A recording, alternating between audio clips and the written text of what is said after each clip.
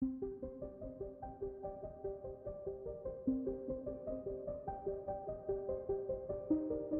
saya menjelaskan apa itu digital marketing dan apa manfaat yang akan didapat ketika mempelajarinya, saya ingin sedikit bercerita tentang kisah kelompok petani. Harapannya, kisah ini bisa sedikit memberikan gambaran betapa pentingnya skill ini dimiliki oleh segenap bangsa Indonesia. Oh iya, by the way, ini ceritanya fiksi ya, ingat ya, fiksi. Oke, langsung aja.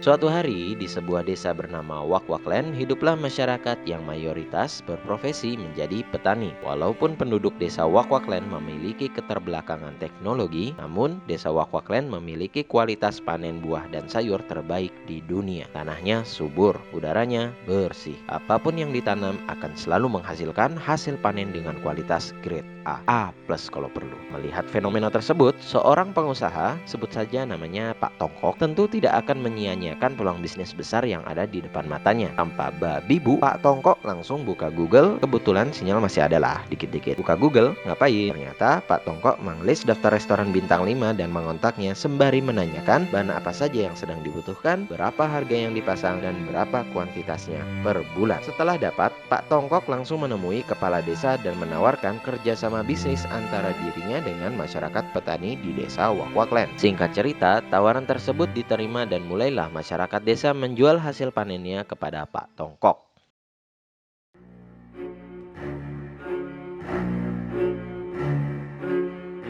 Pak Tongkok pun mengemas dan melabeli buah dan sayuran yang ia dapat dengan merek Tongkok Farm dan mulai menyuplainya ke restoran bintang 5 yang sudah ia list sebelumnya. Ternyata respon dari pelanggannya Pak Tongkok sangat positif. Plus lah pokoknya. Pada saat itu merek Tongkok Farm sudah dikenal oleh market dan menjadi top brand di kalangan restoran bintang 5. Tak ingin kehilangan pasarnya, Pak Tongkok punya ide.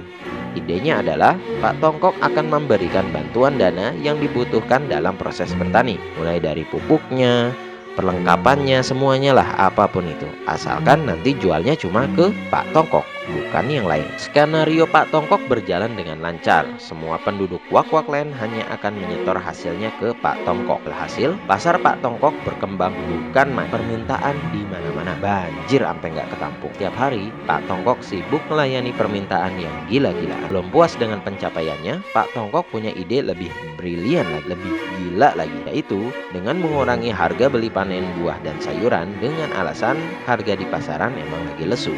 Tapi karena Pak Tongkok orangnya baik, Pak Tongkok menawarkan pinjaman kepada petani yang ingin memperluas lahan pertaniannya. Dikarenakan harga jual hasil panen yang didapat sedikit, yang kalau di total nggak cukup lah buat menuhin kebutuhan sehari-hari. Akhirnya penduduk Wakwaklen menerima pinjaman tersebut dan mulai memperluas lahannya. Hutan-hutan pun mulai ditebangi dan dialihkan menjadi lahan produksi. Penduduk Wakwaklen harus bekerja ekstra untuk bisa memenuhi kebutuhannya. Mereka yang punya lahan, mereka juga yang nyangkul, mereka juga yang miskin. Sementara kekayaan Pak Tongkok semakin menjadi-jadi di atas penderitaan warga Wakwaklen. Mau menjual hasil panen ke selain Pak Tongkok udah nggak bisa karena uang Pak Tongkok sudah telanjur mereka pakai untuk modal pertanian. Boro-boro balikin uangnya Pak Tongkok, menuhin kebutuhan sehari-hari aja susah. Mereka sudah terjebak dengan hutang. Sekarang, tugas akhir dari Pak Tongkok hanya tinggal memastikan bagaimana cara agar penduduk desa Wakwaklen tetap miskin. Gak boleh maju. Kalau perlu, kasih hiburan yang melenakan biar gak ada yang mikirin kedaulatan desa. Sekalianlah sogok kepala desa dan jajarannya agar jangan sampai ada kebijakan desa yang merugikan bisnisnya. Kalau ada pemilihan kepala desa gimana? Ya gampang, tinggal danain aja salah satu calon kadesnya. Kalau perlu gede-gedean lah biar menang. Yang penting kebijakannya harus tetap pro kepada Pak Tongkok dan tamat.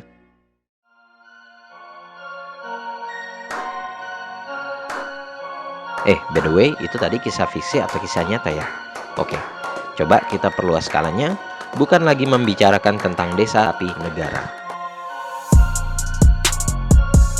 Kalian tahu negara Belgia? Ketika nama Belgia disebut, kebanyakan orang akan menghubungkan negara Belgia dengan coklat Belgia yang rumornya merupakan coklat nomor 1 di dunia.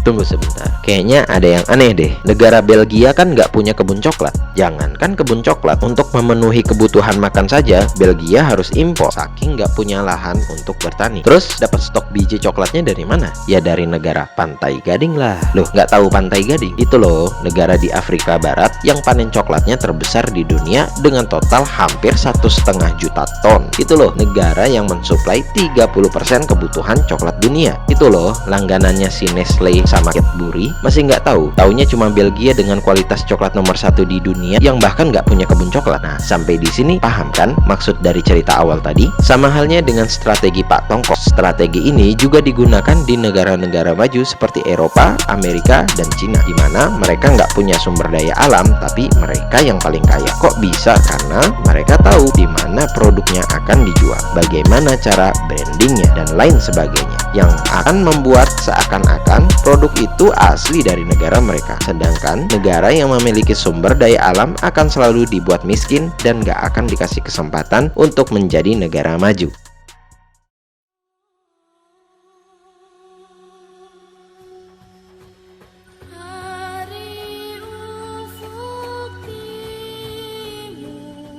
Oke, kembali ke cerita awal tadi. Bagaimana jika seandainya para petani di desa Wakwaklen merupakan orang terpelajar yang paham cara marketing dan paham cara branding? Tentunya kita sudah tahu apa yang akan terjadi. Jadi, kenapa harus digital marketing? Digital marketing merupakan peluang di mana kita tidak dibatasi oleh jarak dan waktu untuk menjangkau market kita. Digital marketing memungkinkan kita untuk lebih spesifik dalam menarget pasar kita, mulai dari umur, agama, hobi, bahkan kita bisa menarget pasar berdasarkan income yang ia dapat. Ini cuma bisa dijangkau dengan digital marketing. Keberadaan digital marketing merupakan peluang bagi kaum Wakwaklen untuk bisa memasarkan produknya sendiri, masalkan hasil jerih payahnya sendiri. Jangan mau jual ke Pak Tongkok, untungnya kecil, mending punya pasar sendiri. Kalau kita udah menemu pasar sendiri itu kayak gimana sih?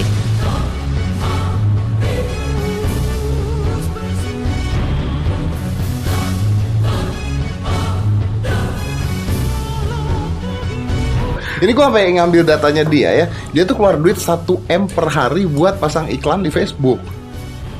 Dengan jualan nih, ini gue ada tulisannya, dengan jualan panci sama alat-alat dapur di seluruh dunia kecuali Korea Utara. Iya.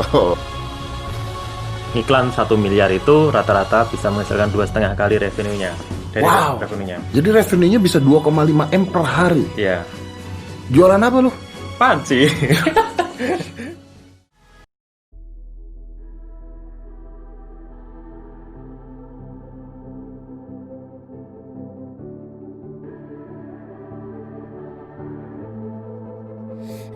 Legends never die when the world is calling you.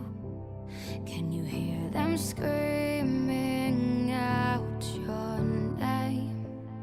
Legends never die. Namun sedikit sekali dari kita yang memanfaatkan, terkhususnya para UMKM. Padahal UMKM lah yang selama ini menyumbang 60% PDB negara. UMKM lah yang selama ini menyerap 97% tenaga kerja di Indonesia. Dan PR besar level UMKM itu terletak pada sellingnya, terletak pada salesnya. Oleh karena itu, DPS hadir sebagai lembaga sosial yang memberikan pembelajaran marketing dan branding gratis kepada UMKM dan seluruh masyarakat Indonesia. Ya, bener, gratis dari A sampai Z. Dengan digital marketing, kita bangun Indonesia berdaulat.